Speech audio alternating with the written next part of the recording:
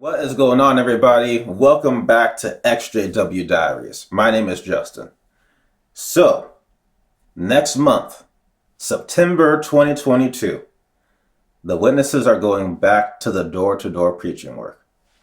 And it's going to be very interesting to see how the public responds to this. I mean, you think about it right now.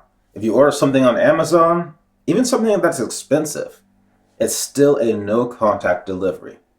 You order some food on DoorDash, still a no-contact delivery. That's the default option for most things right now.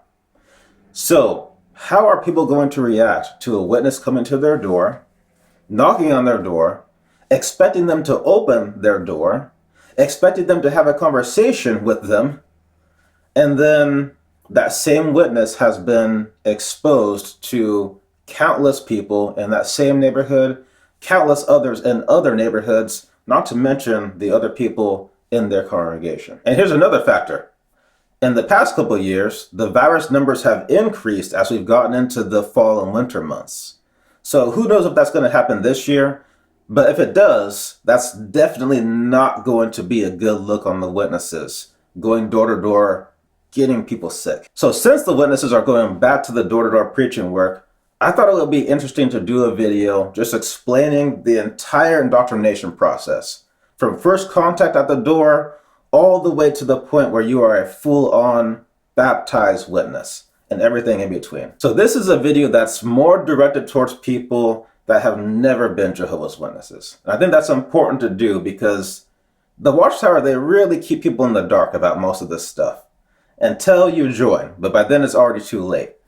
So hopefully this video will be very helpful to people out there that have a family member that's a witness, or maybe you have a family member that started to study with the witnesses, or even people out there that are just curious about what would happen when the witnesses come to your door and you actually progress with them. Well, this video will shed some light on all those things. That way you're not in the dark, because I think everybody has a right to know. So before I get to the first contact, let me just give you some insight what's going on before the witnesses get to your door. Every Jehovah's Witness must turn in a service record each and every month. This service record says how many hours they did ministry work, how many studies, how many magazines or books were placed, among other things. Now there's many things that Jehovah's Witnesses will do during these service hours. But in this case, let's say they are dedicating the morning to doing what's called working the territory. Now, for a lot of witnesses, this is their least favorite thing to do, especially on hot summer days or cold rainy days. Now, a territory is a little sectioned off portion of a map, usually a section of a neighborhood, sometimes local businesses. And it's up to whoever checked out that territory to work it and then turn it in. It's also up to that person to keep track of any houses where no one answered. In my area, we call these not at homes. This is why sometimes you'll see witnesses standing out in front of a house, writing something down. They are writing down the house number so that they know which houses to go back on when they come back a different day. Okay, so now let's get to the first contact. So they knock on your door. You answer. They go through their presentation, offer you a magazine, and you take it. First contact has officially been made. Now, the person who placed the magazine with you will write down your house number and write down whatever magazine they placed with you. Maybe they'll write down some other note about your house or whether you have kids. And now you officially become what's called a return visit. Now, some people stay in this return visit phase forever. But in this case, we're going to pretend like you progress further. So another month goes by. The same witness comes to you to pay you a visit and give you another magazine. Only this time, the Jehovah's Witness offers you a study. And let's just pretend that you accept that study. So now you have graduated past the return visit phase and into the study phase. And this is where the indoctrination really starts to begin. Now, when I was still an active witness, the study book they would normally use was called What Does the Bible Really Teach? That was then replaced by the book, What Can the Bible Teach Us? But regardless of what the book is, the main point at this stage is to get you to see and interpret the Bible the same way they do. The Bible is a very old book. It's been translated and mistranslated. It's been edited by various world leaders throughout history, and there's a lot of it that's very open to interpretation. This is why you have literally thousands of different versions of Christianity. Even two people belonging to the same denominations might have different beliefs and interpretation. But in the the witnesses, that's not allowed. No exceptions. So really at this phase in the indoctrination process, they're kind of testing you. They want to see how moldable you are. Are you going to fully accept their beliefs and their ideas? Or are you going to keep holding on to some of your own? Because if you do, then you're showing yourself as being less moldable. And they don't want that. All Jehovah's Witnesses see the world through the lens of the Watchtower. When you are a study, they are having you try on those lenses and seeing if you put up a fight, if you'll play along. So typically, this study phase will last for a while. Them coming to your house to study with you in the comfort of your own home. Or maybe you'll go to a neutral place like a coffee shop.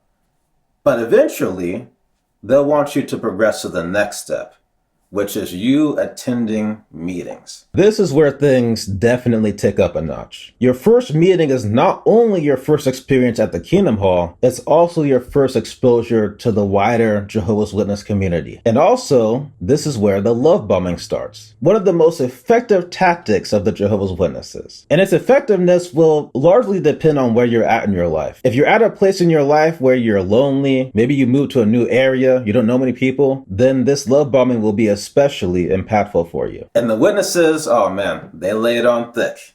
These people have known you for 5 seconds, literally 5 seconds, and they're already introducing you to other people as their friend. They're already inviting you over to their house. They're already setting up play dates with your kids and their kids. This is the love bombing in action. It becomes like a drug. When you give your first comment during the congregation study, you get another hit of love bombing. When you give your first talk, after that meeting, another hit of love bombing. It becomes encouragement to keep progressing. Now, beyond just a love bombing, those meetings have a far more important job: deeper indoctrination. Another very, very big aspect of Jehovah's Witness indoctrination is repetition. Like my friend Keith said, you go to the meetings for a year. After that, you're going to keep hearing the same information again and again and again. And they got to do that because that's what helps drill the information further into your head. It might be said a different way, might be a different speaker, might be in a different form. Maybe it's a movie, maybe it's a magazine, maybe it's a study article, maybe it's a talk. But no matter what, it's the same exact information. Okay, so now you're regular at meetings. So what's the next step? Well, that would be separation. This is where they really start to dial up the control and impede on your boundaries. You shouldn't be watching those kind of movies. You shouldn't be listening to that kind of music. Throw it away. And yes, I really do mean throw it away. In fact, in some cases, the person that you're studying with will actually be at your house with a plastic bag, open and ready, to make sure that you threw it away. That Bible you have that your great-great-grandmother gave you, that has a cross on it. And you know we don't believe in the cross. That may attract demons into your home. Throw it away. Don't say bless you when people sneeze. Don't say good luck. And then comes the separation. You should spend less time with that person. Even though they have been your best friend for years, they are not a follower of Jehovah. They could lead you astray. We have plenty of Jehovah's Witnesses who can be your new friends. You'll need to tell your family members that you'll no longer be celebrating holidays or birthdays. Your family members may say this is a cult. They may be mad at you for joining the witnesses, but don't let them lead you astray. In fact, you may have to cut them off if they start really testing your faith. And the separation isn't only about separating you from friends and family that are not witnesses, or separating you from media that they disapprove of. No, this is where they introduce the new personality. So this is where they have to separate you from yourself. Brother, you need to shave your beard. Sister, you need to change your hairstyle. Dress like this, not like that. Talk like this, not like that. Now, it's also around this stage that they start to introduce the concept of apostates. These supposedly angry people that have left the witnesses and are trying to drag people away from the witnesses.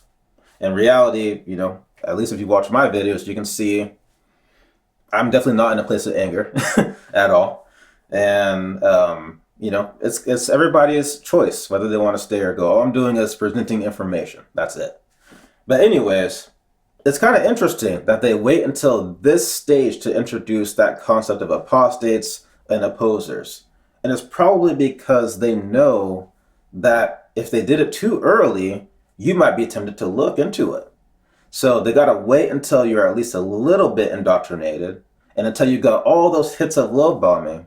and then they introduce it because you're less likely to look into it for yourself. And another reason why they start to introduce the concept of opposers and apostates at this stage is because of what's coming next, which is service. Now, this is definitely a weird step because if you think about it, at this stage, you yourself don't really know all that much about the religion.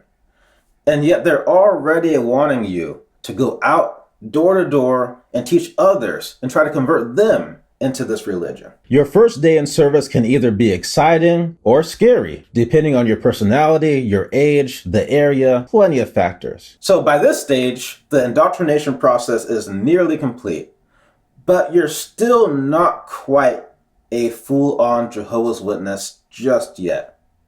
So the next step to getting you towards being a full-on Jehovah's Witness is to become what's called an unbaptized publisher. Now, kind of interesting that word publisher being in there. If you really think about it, that says a whole lot. So to become an unbaptized publisher, you first have to meet with one or two elders, and they will go over a series of questions with you. And these questions basically show that you have a basic understanding of the beliefs and that you are willing to live within the rules of JW lifestyle. Now, if you're approved, you'll be publicly announced as an unbaptized publisher at the next midweek meeting. You'll get another hit of that love bombing, and you'll also now be on the hook for turning in that monthly field service report that I talked about at the beginning. Now, if you break a rule, you will publicly be announced as no longer being an unbaptized publisher. You won't necessarily be shunned, but people may distance themselves from you. But in this case, let's just say that you followed all the rules, you continued your studies, and now you're ready for the next step. So now we arrive at the last and final step of the indoctrination process, which is, of course, baptism. Now, baptism in the witnesses is definitely handled differently than most churches. You see, most churches you can attend for a while, become a member, and get baptized all within the same month. But in the witnesses, baptism is a much longer process, and it's more like an initiation. Before getting baptized, you'll meet with 3 different elders on 3 separate occasions. Now, these elders will ask you a series of questions to determine if you're truly ready for baptism. Or in plain English, these questions will determine how indoctrinated you are, if you have put on the quote-unquote new personality, and if you are loyal to the Watchtower. If you are approved, you'll be able to get baptized at the next convention or assembly. And when that day finally comes, you'll sit in a special section reserved for baptism candidates. You'll be asked a couple questions. The first question, have you repented of your sins, dedicated yourself to Jehovah, and accept his way of salvation through Jesus Christ? And the second question, do you understand that your baptism identifies you as one of Jehovah's Witnesses in association with Jehovah's organization? You'll scream yes at the top of your lungs. You'll be dumped into the water, and then you are officially one of Jehovah's Witnesses. So that is the entire Jehovah's Witness indoctrination process in a nutshell. But it's a very strange process if you really think about it. I mean, a stranger comes to your door, complete stranger, and if you are in a receptive mode that day, that stranger will train you how to completely change your views on life, your views on love, your views on spirituality. Then the stranger will train you to distance yourself from your friends and your family, everybody who's ever loved you, who isn't a witness. And he'll bring you into this new community that will instantly turn their back on you and abandon you if you ever break one of their rules, or if you ever decide that you just don't believe it anymore. Meanwhile, this stranger may not even be fully a Jehovah's Witness his or herself. This stranger may only be at your door because he really needs an extra 3 hours, because you don't want to be that guy only turning in 2 hours of service. At least if you turn in 5, that's below average, but it looks like you did some effort, Meanwhile, this stranger may not have even read the magazine that he's telling you to read. I'm guilty of doing that myself. The lifestyle of being a witness on top of everything else going on in your life, you get busy. And sometimes it's service day, and you haven't had a chance to read those magazines. And so you're going door to door giving people magazines that you yourself haven't even read. Meanwhile, this stranger may be a 3rd generation Jehovah's Witness who has never even asked himself if he really believes it. You know, as they say, the first generation is when the indoctrination is introduced. The second generation is when the indoctrination sets in. The third generation, they're not even asking questions anymore. And really, for any generation, once you become a full-on witness, you don't really know what you believe. You only know what you've been told to believe. Because really, that's the Jehovah's Witness belief system in a nutshell. It's not truly about understanding what you believe. It's about accepting what you've been told to believe. Perfect example, the overlapping generation. Ask any witness to explain that to you, they're not going to be able to, because they don't understand it. But yet, they're required to believe it. And last but not least, that stranger who's coming to your door.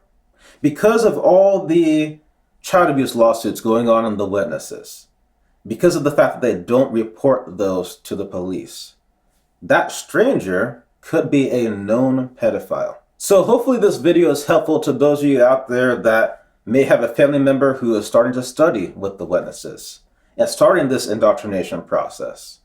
And hopefully this video will show you that there are certain stages where it's easy to get to them and easy to pull them back out before it's too late. And there's other stages, like what they're already studying and already going to meetings, where you really have to tread carefully. Because by that stage, they've already been told that your family members may try to pull you out. Your friends may try to pull you out. There's these apostates that are putting out information to try to pull you out. It's also worth noting that out of the many things the witnesses teach, they mainly teach fear. And they teach you how to make decisions through fear. So for example, you go to a logical person and you say, hey, this organization that you're joining, they've got this, this, and this going on. I've seen it in the news. You might want to look into it. Well, a logical person would hear that and say, whoa, let me look into that. Let me research it. Let me make sure and see if it's true or not. And then after that, I'll make a decision from there. Now, a fear-based person, you go to them and you say, hey, this organization that you're joining, they've got this, this, and this going on. Be careful. That fearful person will say, whoa, the devil is using you to try to pull me away from the truth. The witnesses said this was going to happen. I may have to distance myself from you. So definitely tread carefully, because if you try to wake up a person at the wrong stage, you're actually going to push them deeper in. So just be careful. So with all that, I thank you so much for watching. Thank you for your time. Your time is very valuable. Take it easy on yourself, and I will catch you in the next one.